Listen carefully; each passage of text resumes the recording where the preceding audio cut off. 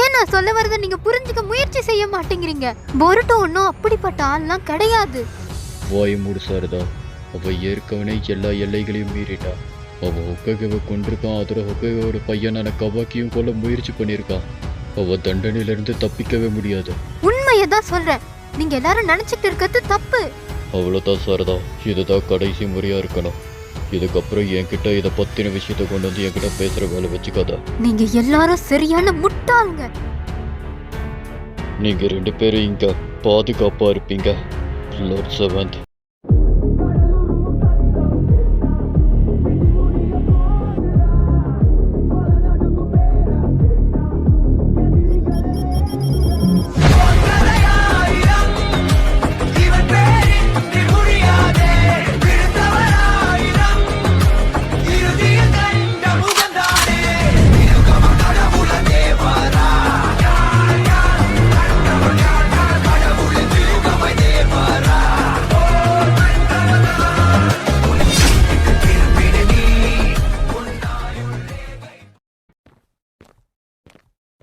நீ மறுபடியும் இதுதான் சொல்லிக்கிட்டு இருக்க. நீ அதுக்காக ஷிகமாருவை குறை சொல்றது சரியில்லை. யாரோ ரியலைஸ் பண்றதுக்கு முன்னாடி எல்லாருமே மாறிட்டாங்க அந்த ஆம்னி போட்டன்ஸால. ஆனா அவங்க கணக்கு நம்ம தான் மாறினவங்களா தெரியும். லார்ட் செவன்த்தோட பையன் ஒசுமாக்கி கவாக்கி, அவங்கள பொறுத்த வரைக்கும் ஆரம்பத்துல இருந்து இதுதான் உண்மை. இதுதான் நம்மளால தவிர்க்க முடியாத ஒரு நச்சம். பொருட்டு ஒரு வெளியாளவும் துரோகியாவும் சித்தரிச்சிருக்காங்க. இப்போ அவன் எல்லார் கணக்கும் ஒரு துரோகி. அதோட அவங்க எல்லாரும் கவாக்கி இந்த கிராமத்திலே பிறந்து வளர்ந்து அவனோட பாடியை காரா வச்சு ரீமோல்ட் பண்ணதான் நினச்சிட்டு இருக்காங்க. இன்னும் சொல்லப்போனால் எனக்கு ஒரு விஷயம் சந்தேகமாகவே இருக்குது. மோமோஷிக்கு எங்கே போனால் என்ன ஆனான்னு யாருக்கும் தெரியல. அதோட நான் கவாக்கி எப்பவும் ஷிகமாரு கூட தான் பார்த்துட்டு இருக்கேன். இப்போ அவங்க அந்த ஆம்னி போட்டன்ஸால எல்லாத்தையுமே மறந்துட்டாங்க. அதோட இப்போ அவங்களுக்கு எதுலேயும் எந்த சந்தேகமுமே இல்லை. இந்த சக்தி இது ரொம்ப மோசமாக இருக்குது. நம்ம எப்படி இதை சமாளிக்க போகிறோம்? அவங்களாம் இன்னும் விட்டு கொடுக்கலையா? இதெல்லாம் நிஜமா நடக்கிறதுக்கு வாய்ப்பே கிடையாது தெரியுமா?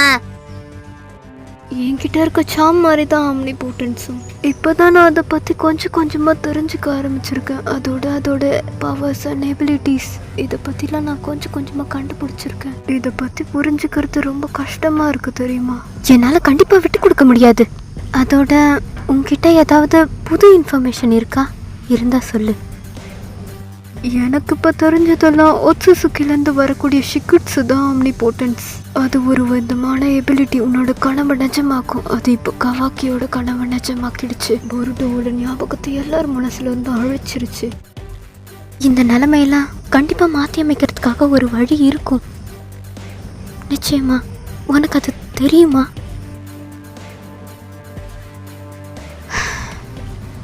இல்லை, எனக்கு அதை பற்றிலாம் எதுவும் தெரியாது. அதோட ஒருவேளை நம்ம இந்த ஆம்னி போட்டன்ஸை பற்றி எல்லாருக்கும் தெரியப்படுத்தினாலும் அவங்களால அதை எதையும் புரிஞ்சிக்க முடியாது. ஏன்னா நிலைமை நம்ம கையை மீறி போயிடுச்சு. இதை நம்மளால் கட்டுப்படுத்த முடியாது. நிச்சயமாக இது நம்ம கையில் இல்லை. என்ன சொல்கிறீங்க? என்ன? ஏன்? எங்களுக்கு இதை பற்றி எதுவும் புரிஞ்சிக்க முடியலனாலும் நீ சரியாக இதை விளக்குனா நாங்கள் சரியாக புரிஞ்சுப்போம். அதனால் தயவு செஞ்சு சரியாக சொல்லு. நல்லா யோசிச்சு பாருங்க. நீங்கள் 2 பேர் மட்டும்தான் இப்போதைக்கு அந்த பழைய மெமரிஸோடு இருக்கிறீங்க. அது மற்றவங்க கண்ணுக்கு தப்பாகவே தெரியுது. அதனால தான் எல்லாரும் உங்களே எல்லா விஷயத்துக்கும் குறை சொல்கிறாங்க. நல்லா யோசிச்சு பார்த்தா உங்களுக்கே தெரியும். உங்களால் எதுவும் பண்ண முடியாது. இதை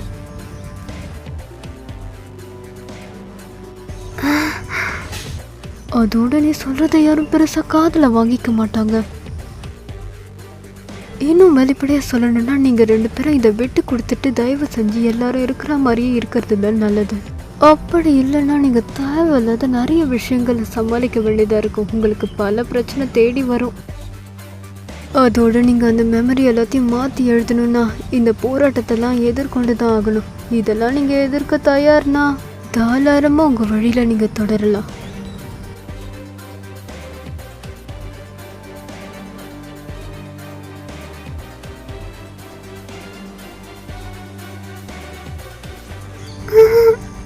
அப்படியா?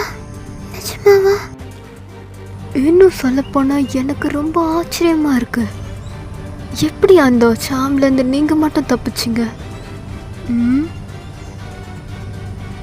இங்கே எல்லாரும் அஃபெக்ட் ஆகிருக்கும் போது எப்படி நீங்கள் 2 பேர் மட்டும் உங்கள் 2 பேருக்கு மட்டும் அந்த மெமரிஸ்லாம் அப்படியே இருக்குது? நீங்கள் 2 பேரும் ஓட்சுசுக்கியாக இல்லைனாலும் அது உங்களை அஃபெக்ட் பண்ணலை. அதுக்கு காரணம் என்னவா இருக்கும்? ஆம்னி போட்டன்ஸ் ஓட்சுசுக்கி மேலே வேலை செய்யாது, அதோட சாம். அதோட அது டீமன் கிட்டேயும் வேலை செய்யாது. அப்புறம் யாரெல்லாம் என் பிளட் லைன் வந்தாங்களோ அவங்களுக்கும் வேலை செய்யாது. ஆனால் நீங்கள் 2 பொண்ணுங்களும் 2மே கிடையாது. அப்படி இருக்கும்போது உங்களுக்கு எப்படி பழைய நினைவுகள்லாம் அப்படியே இருக்கு? ஒருவேளை நீங்கள் சாமா இருக்கலாம். எது? நாங்க சாமா? நான் சொல்றத கவனமா கேளுங்க. இதை கண்டிப்பா அவங்களுக்கு தெரியாம நம்ம பார்த்துக்கணும். குறிப்பா டீமன் கிட்ட இருந்து. உங்க 2 பேத்துக்கிட்ட இருக்கிறது சார்ம்னு சொல்லுவாங்க. இது கிட்டத்தட்ட ஒரு வகையான கர்மா மாதிரி தான். கர்மாவால எப்படி எய்டாவை கொல்ல முடியுமோ அதே மாதிரி இந்த சார்மாலியை கொல்ல முடியும். ஒருவேளை இந்த விஷயத்த அவங்க 2 பேரும் தெரிஞ்சுக்கிட்டாங்கன்னா அது வருங்காலத்துல மிகப்பெரிய பிரச்சனையை உண்டு பண்ணும்.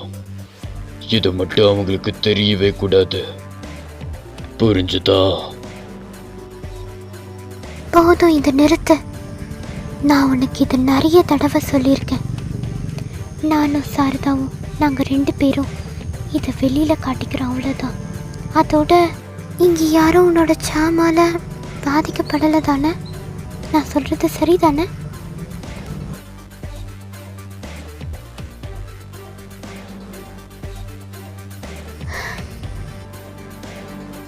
நீ சொல்கிறது என்னமோ சரிதான். நானும் அப்படி நடக்க வாய்ப்பு இருக்கும்னு யோசிச்சுட்டு இருக்கேன்.